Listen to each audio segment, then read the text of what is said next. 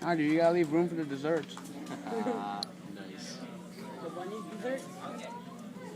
Only if you're snake. But yeah, the point of that movie was aim for that noggin. Otherwise, you might do a little damage, but it's not going to take it out. So now we're going to go and move on to police usage. Even though the police and the government don't believe in zombies, cops are very tough people. They can't handle it. So when you see a single zombie, maybe you're going through a stroll, Moonlight Bay, etc., etc., you hear groaning behind you, and you see that's not some drunk from Hoboken, that's an actual zombie. This is the instance. You call the police, but you don't get on the phone and you say, "Oh my God, there's a zombie! It's trying to eat me!" They're gonna hang up. So what do? You just say there's some belligerent guy trying to pick a fight with you, trying to hurt you, and they'll send a cop car that way. That's all the information they need, just your address and that guy's being the problem. You want to maintain your distance from the zombie. If the zombie's coming at you, you obviously want to stay away from it, because if it gets its hands on you, it's going to eat you. So maintain your distance, and don't interact with it. Because if you have to kill this zombie, you're going to go through a whole lot of legal problems. The cops asking you questions, this entire self-defense thing, because they don't believe in zombies. So they're going to think you just murdered someone real. So you don't want to deal with that. You don't have time to deal with that. You have busy lives, cosplaying, going on the internet, and playing video games at night. So call 911, keep your distance. Make sure to put something between the zombie and yourself. If there are cars around, sort of leave between them. Maybe get inside of a building. Just keep a barricade and some distance between that zombie and you while the cops come. It's going to take like 15 to 30 minutes for the cops to get there. They're not that quick.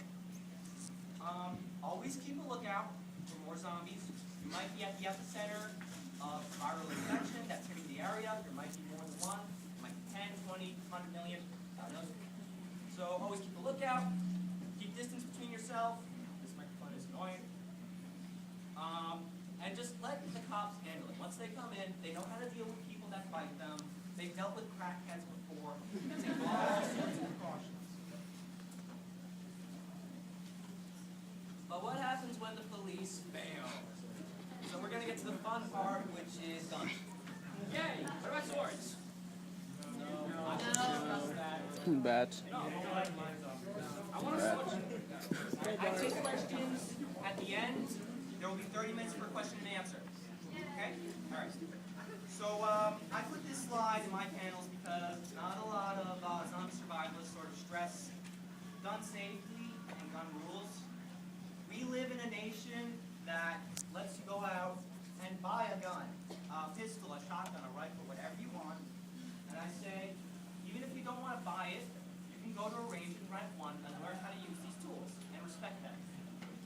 So you can go and get certified at a range. There are instructors that teach this sort of stuff. And basic rules of firearm safety are to keep your finger off the trigger, identify a safe direction where people normally wouldn't stand, and always make sure the gun is unloaded. You have to violate all 3 of those rules in order to have an accident. And just a little note, guns are kind of expensive, so a little rundown of your average zombie hunting arsenal of a basic shotgun, rifle, automatic weapon, and pistol and a crowbar can range to about $5,000, not counting ammunition or maintenance. This is kind of an expensive hobby. I'm going to go through the weapon groups. Obviously, there's a lot of variety in firearms, so I'm just going to create some generalizations here. Sorry to anyone that is a fan of weapons, but I'm just going to make some generalizations. Dude, shut up. Mention any names. Come to us on YouTube. Such as this one. They are good, small weapons. You can keep them at your side all the time. They're relatively light compared to other weapons. Pistol can be maybe 5 pounds, whereas a rifle will be about 15. These things get heavy. They're made of metal. They're small enough to fit on the side, and they're relatively cheap. Problems with the pistol, however, are that they are very short range. You don't really want to use them distance is greater than that. It just gets hard to shoot as the further the target is, obviously. So pistol, great sidearm to have, but not a good primary. So don't run around with dual-wielding pistols. It's a very stupid idea. No, it's not fun.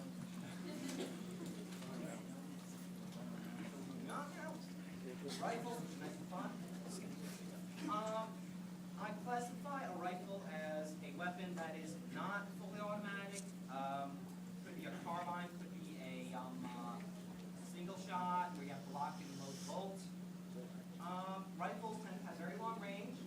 When you get a scope, they have great precision, and they tend to be available in high calibers, which means you get a lot of firepower. And this means you can knock back a zombie if you don't hit them in the head, or you can just blow straight through the skull. Some cons, however, as I've said, they don't have a high rate of fire. Even carbines can't go too fast. So when you're surrounded, you're not going to want to rifle. They also are very big. So taking them indoors is pretty tough. You don't want to use this for a room clearing situation. You want to use this when you're out in the open, maybe in the streets, definitely in fields or in high places. Automatic weapons, I classify differently from rifles. Even though they're fairly close in their function. Automatic weapons come in a large variety. The top is an AK-47, used by the Russians since post-World War II, I think. I forget, honestly. But Since forever. that one's got what's called furniture, heavy duty. You can drag that thing through the mud. The bottom is a new rifle called the Scar. A lot of European armies use it now. And that one you can't quite drag through the mud, but it's pretty customizable. So they come in a wide variety. They're customizable, as I said. You can see the railing on the side. You can attach a flashlight to that, laser pointer. Actually, you can't attach another gun. It's kind of crazy. Let's look at that. But there are some cons. Rules for automatic weapons differ in every state in the United States. Some of them outright ban it. For example, in California, while you can own an automatic weapon, the magazine size can only be 10 rounds. So it kind of sucks. And also, a lot of automatic weapons tend to be very high maintenance, a lot of small moving parts, so you got to take more care of it. Moving on to shotguns. These are the close-range powerhouses. Got a lot of room clearing power. Even if you miss the head, that zombie's going to be flying backwards against the wall, giving you enough time to reload, which you get. But some cons to them. Their ammunition is fairly big. About the size of a quarter if you put it on its base. So you can't take too much with you. They've also got you to a range unless you use slugs. Slugs will increase the range, but at that point you may as well use a rifle. And now we're going to move on to melee weapons. Gordon Those Freeman. that dislike firearms or don't have the money to buy them. You're not screwed on Z-Day. You can actually go down to Home Depot and pick up a few things that'll help you out in your quest to kill Stop zombies. it. I highly recommend a crowbar, a hammer, or an axe, all of which have multiple uses aside from killing zombies. For example, the crowbar, you can use that to open a locked door in a not quite legal way, while also bashing a zombie skull. I do zombies for a game. Zombie coming through your window, smack it in the head, then grab 2x4 and some nails, put up a barricade. You don't have to switch weapons. If you go out into the forest, chopping some firewood, zombie comes up behind you, whoosh, off with its head. Although that is quite hard to do. And really any common item that is durable, blunt, and somewhat long can make for a good zombie hunting weapon. Now I'm going to go over really bad weapons. There are some very, very widely held misconceptions. First and foremost, swords. Swords. Swords are very bad to use. Yes, they're horrible. Why? What about machetes?